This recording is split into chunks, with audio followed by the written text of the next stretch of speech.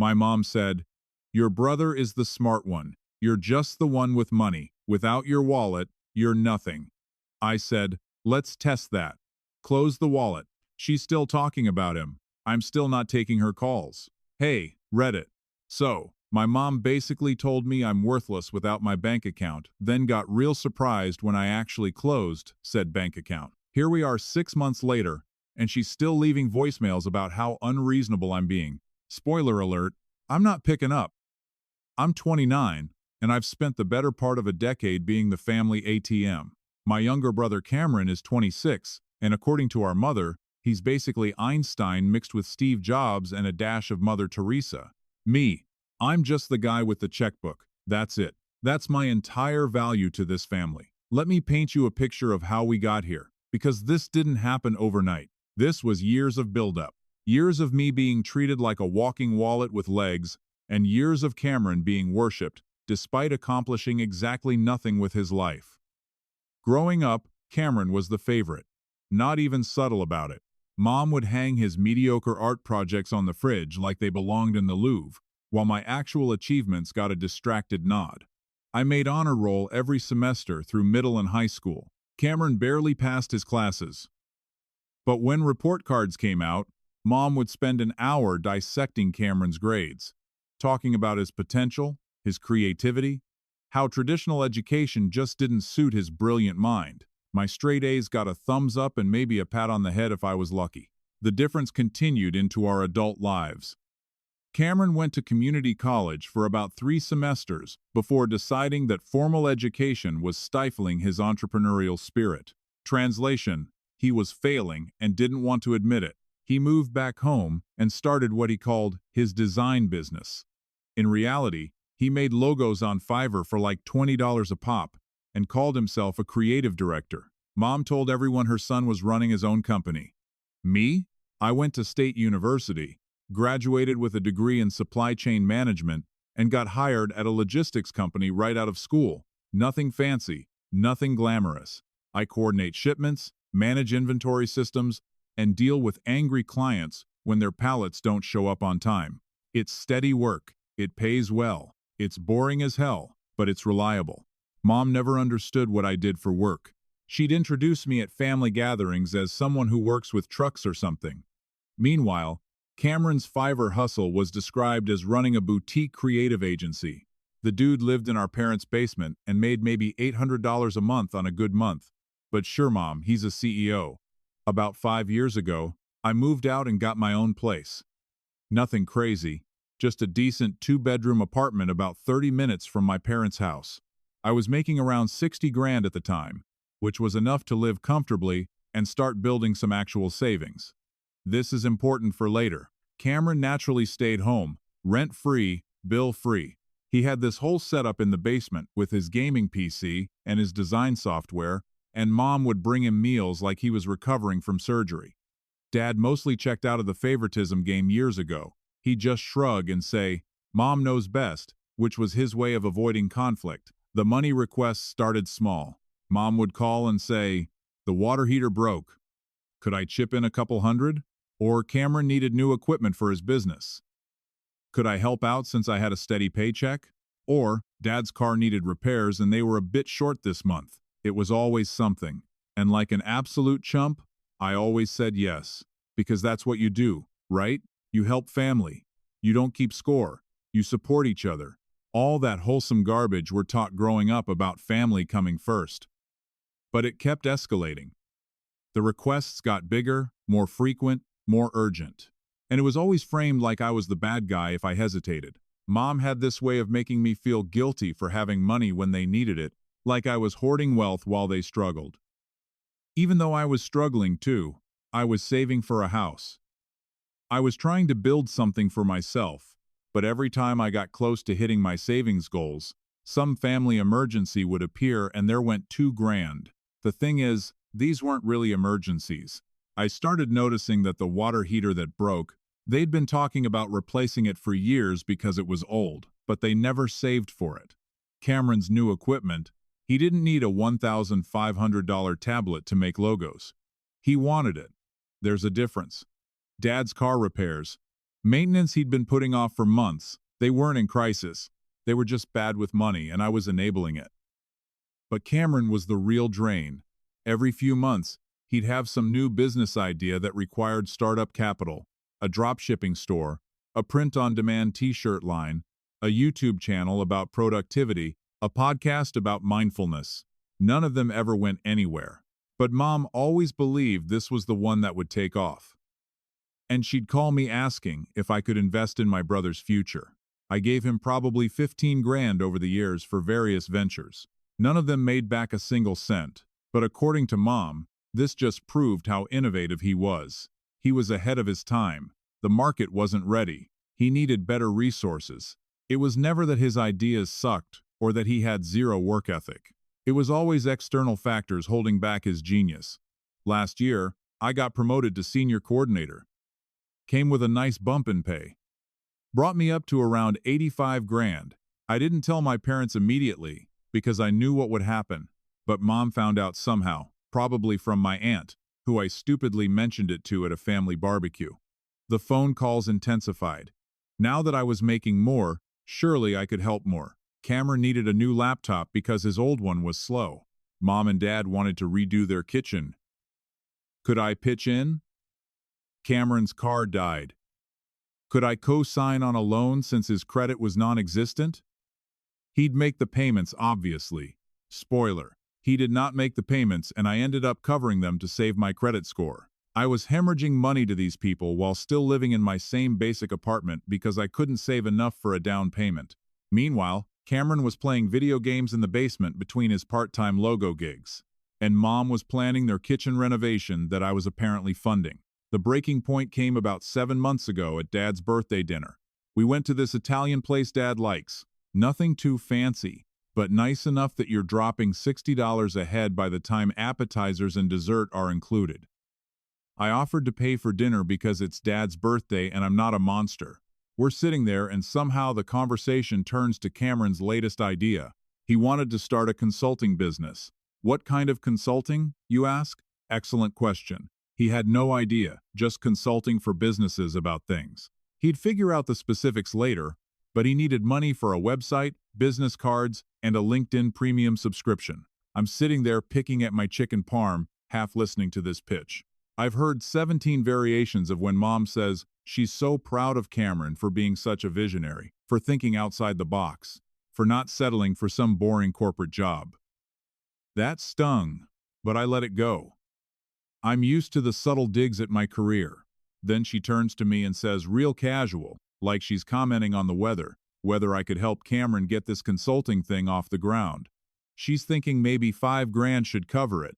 5 grand for business cards and a website that he could make himself with the design software. I'd already bought him 5 grand. I said no, politely but firmly. I said I'd already helped fund multiple business ideas that hadn't worked out and I didn't think this was a good investment. Mom's face did this thing. This tight smile that doesn't reach her eyes. She put down her fork and said, "Well, it must be nice to be so comfortable that you can just dismiss your brother's dreams like that." Dad mumbled something about not fighting at dinner. Cameron just sat there scrolling his phone, not even defending himself. Why would he? Mom always did that for him. I should have left it alone. I should have just nodded and changed the subject. But something in me snapped. Maybe it was hearing my job called boring for the millionth time. Maybe it was being treated like an ATM disguised as a son. Maybe it was watching Cameron sit there completely unbothered while Mom guilt-tripped me into funding his lifestyle. I said that Cameron was 26 years old, still living at home, making barely enough to cover gas money, and had never completed a single project he'd started. Maybe instead of throwing more money at failed ideas, he should get a regular job and learn some responsibility. The table went quiet, like dead silent. You could hear the kitchen staff arguing in Italian from across the restaurant. Mom's face went from tight smile to something I'd never seen before. Pure anger. She leaned forward and said in this cold voice that Cameron was the smart one in the family, the creative one, the one with real potential. Then she looked right at me and said, "I was just the one with money," she said, and I'm quoting here because these words are burned into my brain, "Without your wallet, you're nothing." Cameron has talent, intelligence, vision. You just have a paycheck. That's the only reason we keep you around." Dad didn't say anything. Cameron didn't look up from his phone. The waiter approached with dessert menus, took one look at our table, and backed away slowly. I sat there for a second, processing what my mother just said to me, that my only value was money, that without it, I'm nothing, that they keep me around because I'm useful. I stood up, pulled out my wallet, and took out enough cash to cover my portion of the meal, tax, and tip. I put it on the table. Then I looked at Mom and said, "You know what? Let's test that theory." She looked confused. I clarified, "If I'm nothing without my wallet and you only keep me around because of it, then let's see what happens when the wallet closes. Starting now." Cameron finally looked up from his phone. Dad's eyes went wide. Mom's face went through several emotions real quick, landing on this nervous laugh. She said I was being dramatic, that I was twisting her words, that she obviously didn't mean it like that, but she did. We both knew she did, and I was done pretending otherwise. I walked out of that restaurant, and I haven't given them a cent since. Not a dollar, not a favor, nothing. The first week was blissfully quiet. I think they assumed I was blowing off steam and would come around once I calmed down. Mom sent a text saying we should talk, but kept it vague. I didn't respond. Week 2, the calls started. Not from Mom directly at first, but from Dad. Awkward calls where he'd talk about random stuff, weather, and sports, clearly working up to asking me to reconsider. I'd let him talk, then say I had to go. He never quite got to the ask. Cameron called once, only once. Asked if I was still mad about dinner. I said, "No, I'm not mad. I'm just done being the family bank." He said I was being petty. I hung up. Week 3, Mom left a voicemail.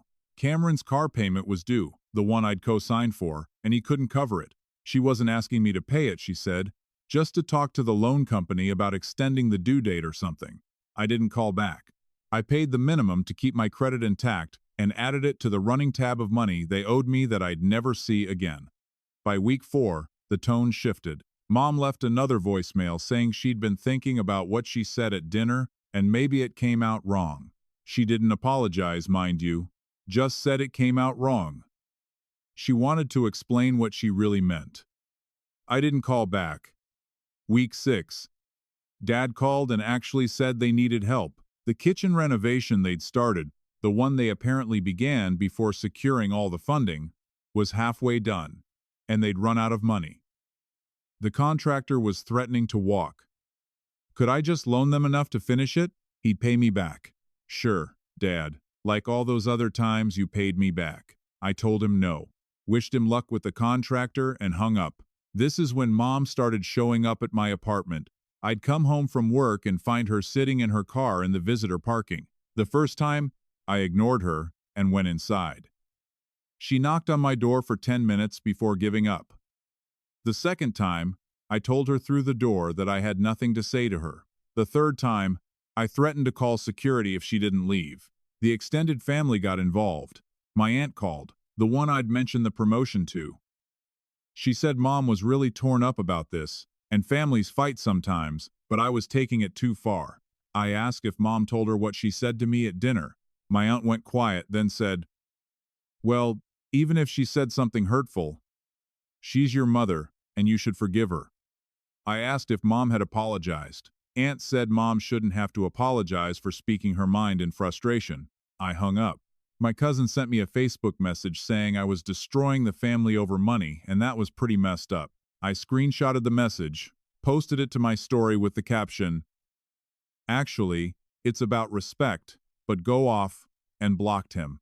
3 months in, and Mom was still calling weekly. The voicemails got longer. She'd talk about how Cameron was struggling, how Dad was stressed, how I was being selfish and childish, how family was supposed to stick together, how I'd regret this someday. Never once did she say sorry for what she said.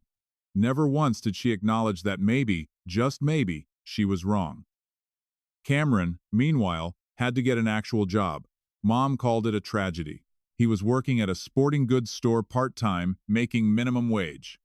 According to Mom's voicemails, this was destroying his creative spirit. He couldn't focus on his business ideas because he was exhausted from standing at a register for 6 hours. The horror. Welcome to the real world, little brother. The kitchen renovation never got finished. They're apparently living with half-done cabinets and no backsplash. Dad complained about it to me during one of his awkward check-in calls. I suggested he talk to Cameron about contributing to the household since he's living there rent-free. Dad changed the subject.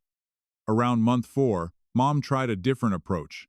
She called and left a voicemail saying she understood why I was hurt and we should sit down and talk it through like adults. She suggested we meet for coffee. Neutral ground. Just talk. I almost considered it for like 10 seconds.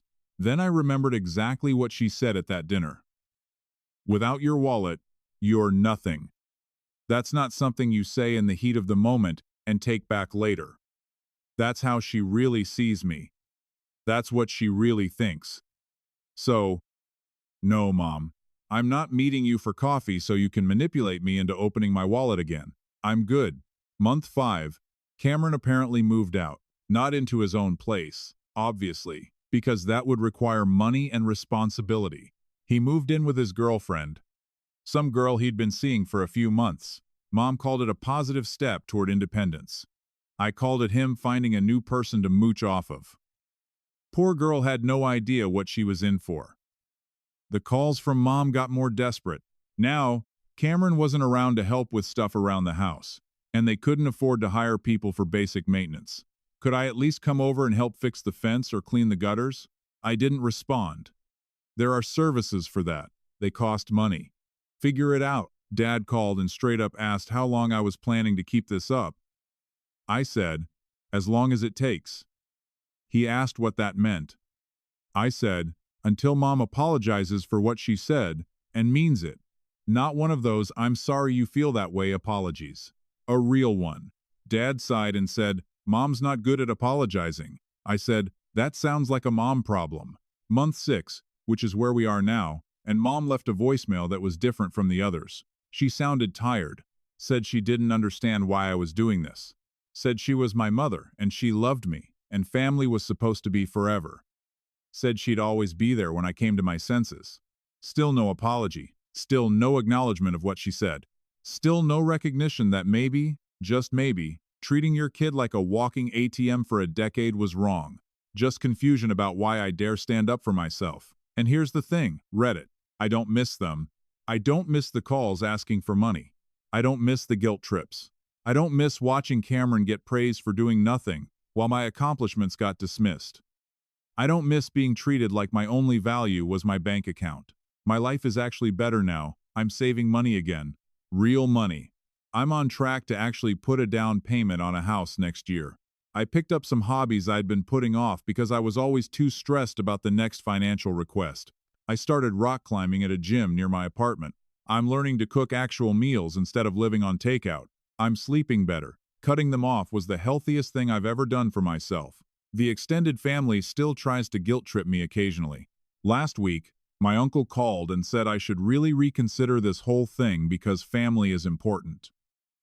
I asked if he'd been funding his siblings' lifestyles for the past decade. He said that was different. I asked how. He couldn't answer. I told him to have a nice day and hung up.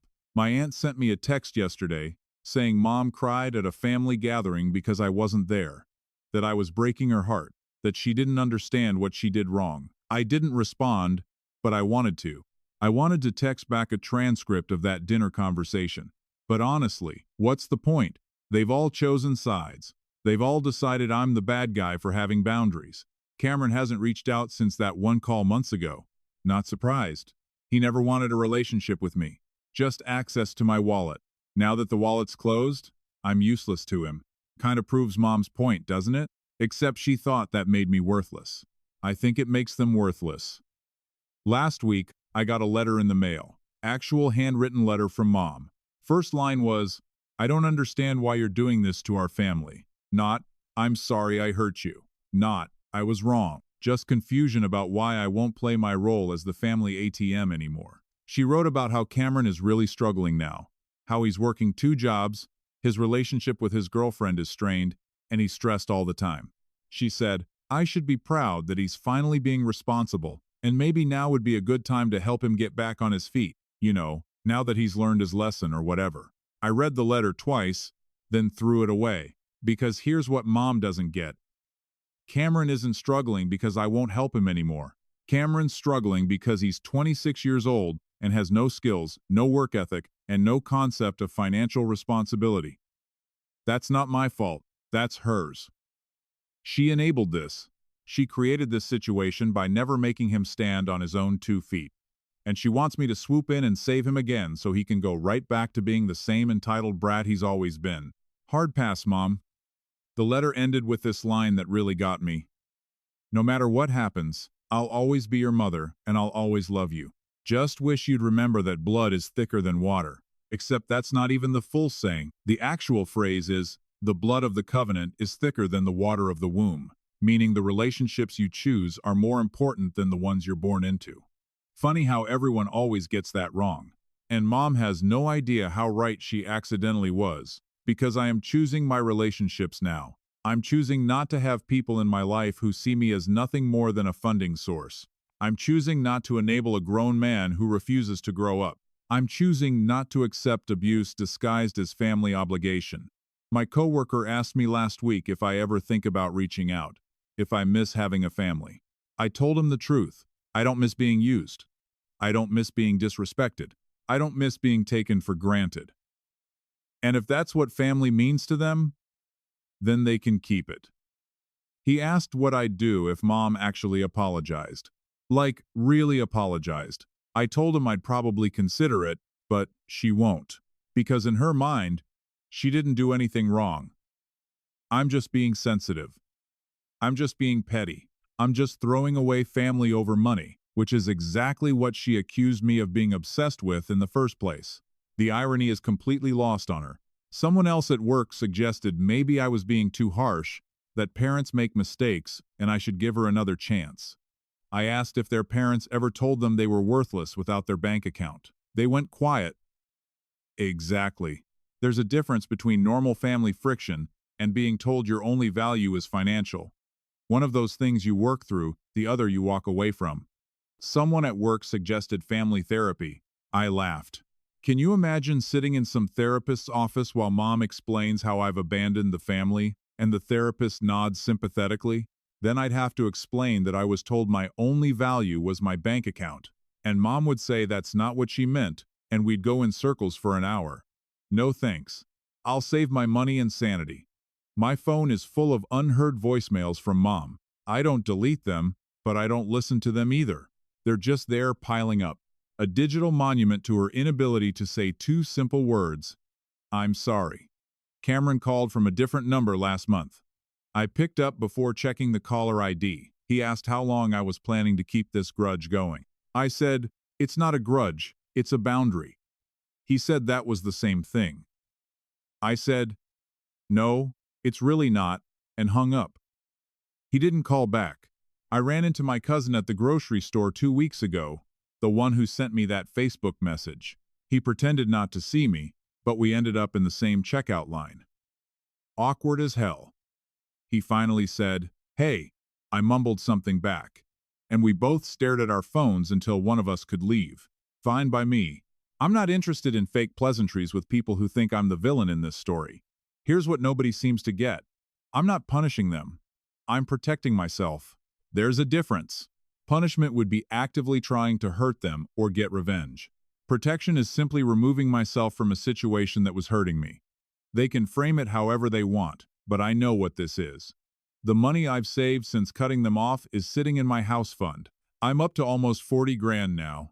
Another year or so, and I'll have enough for a real down payment on a house that I'm buying with money I earned that nobody can guilt me into giving away. I've been looking at listings online. Nothing fancy, just a small starter home in a decent neighborhood. 2 bedrooms, 1.5 baths, maybe a small yard, something that's mine, something nobody can take from me or make me feel guilty for having. My realtor asked if I was planning to have family visit once I bought a place. I said, no, probably not. She looked surprised, but didn't push it. I appreciated that. I'm tired of people assuming family automatically equals love and support. Sometimes family equals toxicity and obligation. The rock climbing gym has become my new hangout spot. I go 3 times a week now. Met some cool people there. Nobody asks about my family.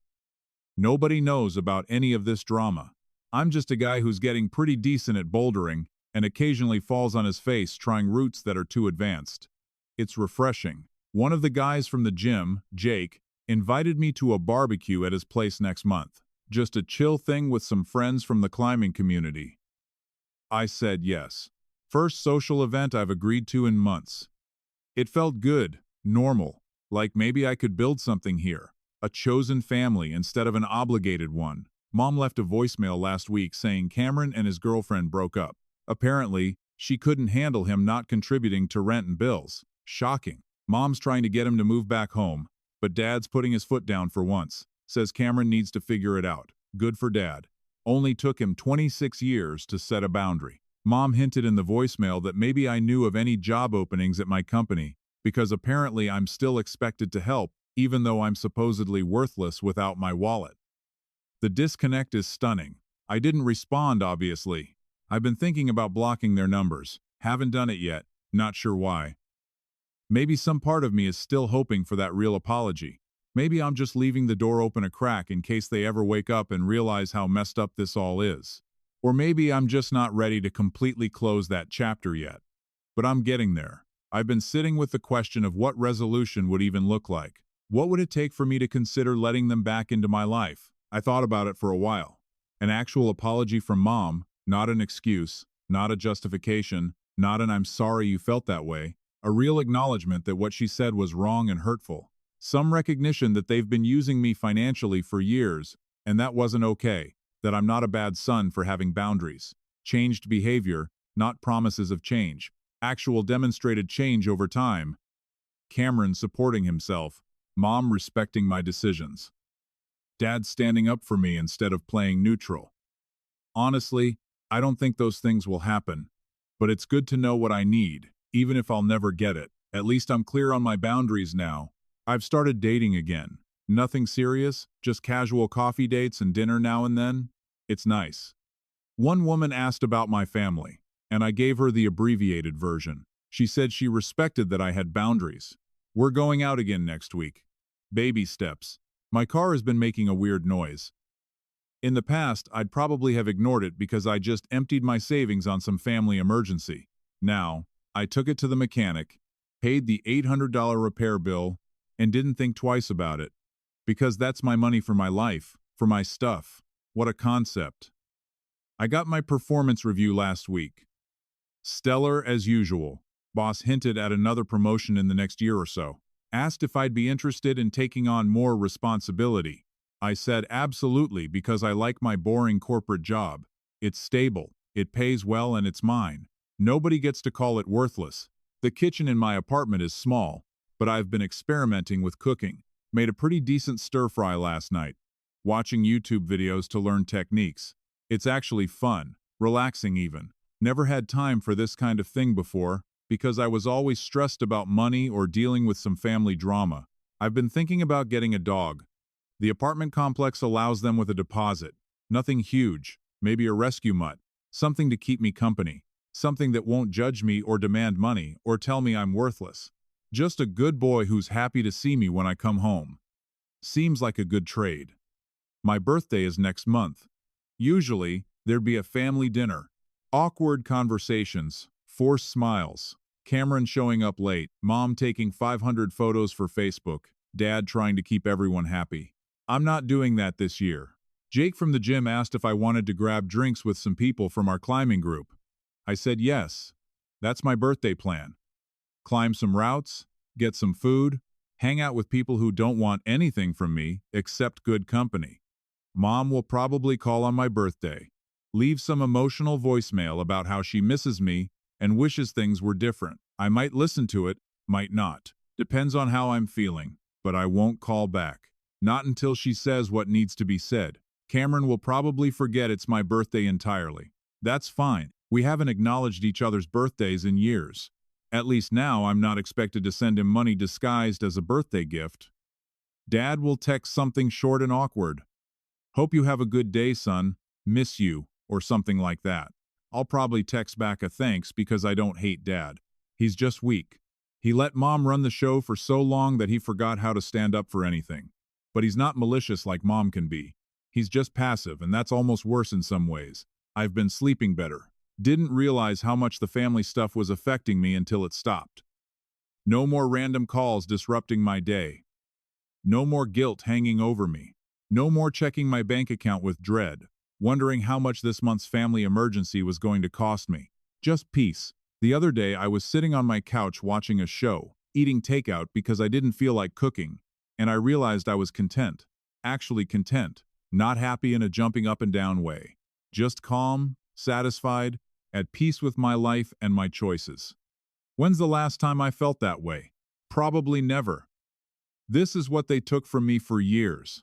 This feeling of being okay with myself and my life. They made me feel like I was never doing enough, never giving enough, never being enough. And all of it was so they could avoid taking responsibility for their own choices and failures. Mom thinks I'm punishing her by not answering her calls. She thinks I'm being stubborn, childish, ungrateful. She tells the extended family I'm throwing away family over money. She frames herself as the victim in all this. Poor Mom, whose son won't speak to her over some little comment at dinner months ago. But here's the thing she'll never understand. I don't care if she tells everyone I'm the bad guy. I don't care if the whole family thinks I'm wrong. I don't care if they never speak to me again because their opinion of me doesn't define my worth. My job doesn't define my worth. My bank account doesn't define my worth. I define my worth. And I'm worth more than being someone's ATM. That's what Mom said at that dinner. Whether she meant to or not, she said I'm nothing without my wallet. She said the only reason they keep me around is because I have money. And you know what? She was right about one thing. I am nothing to them without my wallet. But I'm something to myself. I'm a guy who works hard, who pays his bills on time, who's learning to rock climb and cook and be okay alone, who's saving for a house, who's building a life that makes him happy instead of making everyone else comfortable. I'm something, just not to them. And I'm okay with that now. Took me a while to get here. Months of anger and hurt and guilt and questioning whether I was making the right choice, but I'm here now on the other side of it, and it's better here. So, Mom can keep calling. She can keep leaving voicemails about how I'm abandoning the family. She can keep telling anyone who will listen that I'm selfish and cold and all the other things she needs to believe to make herself the victim. I don't care anymore. Cameron can keep struggling with his jobs and his relationships and his total lack of life skills. That's not my problem to fix. It never was. He's an adult. Time for him to act like one. Dad can keep being neutral and passive and hoping everyone will just get along eventually. That's his choice. But I'm not going to be the one who gives in just to keep the peace. Peace at what cost? My self-respect, my financial security, my mental health?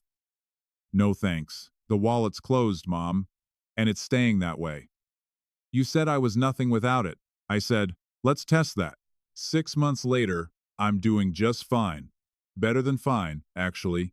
Meanwhile, you're the one calling me, leaving desperate voicemails, sending letters, getting the family involved.